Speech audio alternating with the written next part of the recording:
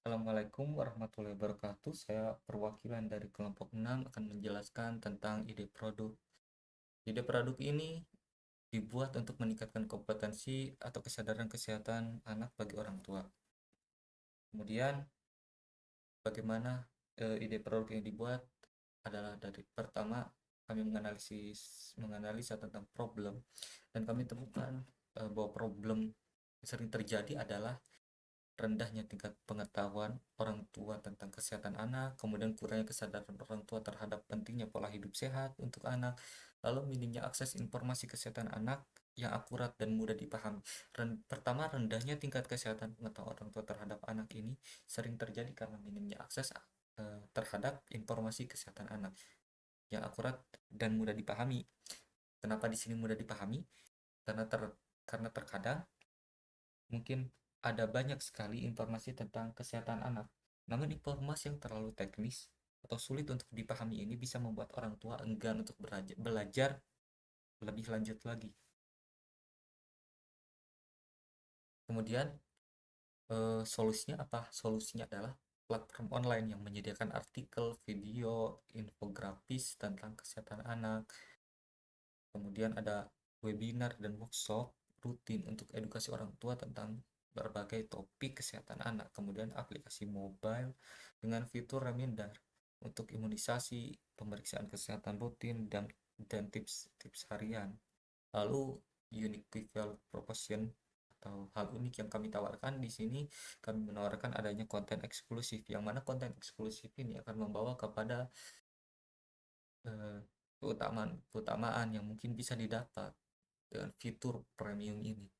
Pertama mungkin ada di mana eh, orang tua yang berlangganan dapat konsultasi dengan para ahli secara langsung, saling tanya jawab, meminta saran, meminta pendapat.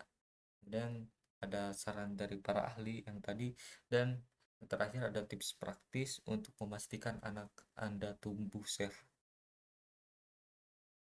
Kenapa di sini tips praktis? Karena kembali kepada yang tadi, bahwasanya informasi yang teknis dan sulit dipahami itu bisa membuat orang tua untuk enggan belajar, sehingga solusinya adalah membuat sebuah tips praktis yang mungkin bisa seperti artikel-artikel atau video-video singkat yang bisa didengar, bisa ditonton, bisa dibaca di saat waktu-waktu senggang.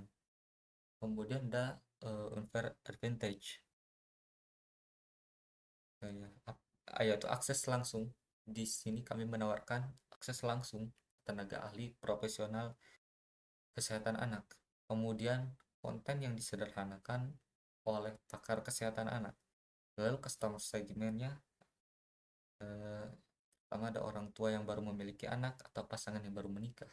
Karena umumnya mereka tidak memiliki pengetahuan dan mereka akan menjadi orang yang, sehingga mereka akan mencari-cari sebuah sumber informasi tentang bagaimana pola hidup sehat terhadap anak. Lalu guru dan pengasuh anak, yang mana memang seorang guru akan memberikan materi kesehatan sehingga hal ini bisa menjadi bahan ajar untuk mereka atau bisa menjadi alat bantu, karena umumnya mereka akan mencari sumber daya, akan mencari alat bantu yang dapat memudahkan pekerjaan mereka. Kemudian ada lembaga pendidikan atau lembaga kesehatan, yang mana informasi yang kami tawarkan itu sudah berbasis bukti yang memang dibuat dan disusun oleh tenaga ahli dan para profesional, sehingga hal ini mungkin dapat mendukung mereka, dapat mendukung lembaga kesehatan untuk melalui akses informasi terhadap artikel-artikel atau video-video tersebut. Kemudian ada extracting alternatif. Sini konsultasi langsung antara orang tua dan dokter anak, buku dan artikel, yang ditulis oleh ahli kesehatan, kemudian informasi seminar, workshop yang diadakan oleh lembaga kesehatan. Jadi dengan mengacu pada tiga hal ini, kami mengembangkan produk kami dan ini bisa menjadi acuan untuk kami menyusun strategi ke depannya.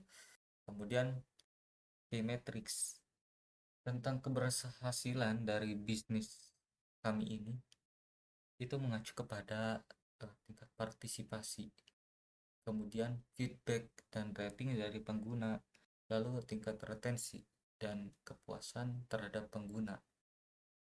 Kemudian high level konsep atau ide kami membuat sebuah aplikasi mobile atau website yang akan memberikan tips harian tentang kesehatan. Di dalamnya terdapat video tutorial dan penjelasan mengenai topik kesehatan anak yang mudah dipahami. Lalu channelnya media sosial, Facebook, Instagram, YouTube, kemudian website resmi dan aplikasi mobilenya, lalu kolaborasi dengan klinik, sekolah, rumah sakit, atau instansi kesehatan lainnya. Early adopters. Pertama, ada orang tua yang mengalami kekhawatiran kesehatan anak. Mengapa? Karena umumnya orang tua yang mengalami kekhawatiran akan mencari-cari informasi, sehingga kami menawarkan artikel akan memberikan mereka informasi yang mungkin mereka akan tertarik. Kemudian orang tua yang baru memiliki anak atau pasangan yang baru menikah, sama halnya mungkin mereka akan yang tidak memiliki pengalaman, pengetahuan, sehingga untuk menambahnya mereka mungkin akan membaca artikel-artikel, video, menonton video-video singkat tentang hal itu. Lalu orang tua yang aktif bekerja di bidang kesehatan. Kemudian ada cost struktur, yaitu gaji dan perkiraannya gaji, perkiraan biaya, yaitu gaji dan honorium untuk tenaga ahli. Kemudian ada biaya untuk iklan di platform media sosial untuk meningkatkan jangkauan dan interaksi, lalu biaya pengembangan website dan aplikasi mobile seperti untuk hosting, domain, kemudian ada biaya penyelenggaraan seminar, workshop, dan program edukasi kesehatan. Kemudian revenue struktur, saya itu bisa dari sponsor, dari perusahaan kesehatan, produk atau produk-produk anak yang relevan. Kemudian orang tua dapat berlangganan, di mana mungkin akan ada layanan premium dengan biaya per bulan atau per tahun. Kemudian retensi pelanggan, yaitu berusaha untuk memastikan pengguna tetap berlangganan dan menggunakan layanan kami, sehingga nanti akan kami peroleh perkiraan biaya atau perkiraan pendapatan dan akan kami kurangi dengan total biaya langsung. Total biaya langsung ini akan mencakup dengan konten, biaya produksi konten, kemudian pengembangan platform, kemudian operasionalnya, kemudian biaya pemasarannya. Sekian yang bisa saya jelaskan. Mohon maaf apabila ada kesalahan. Assalamualaikum warahmatullahi wabarakatuh.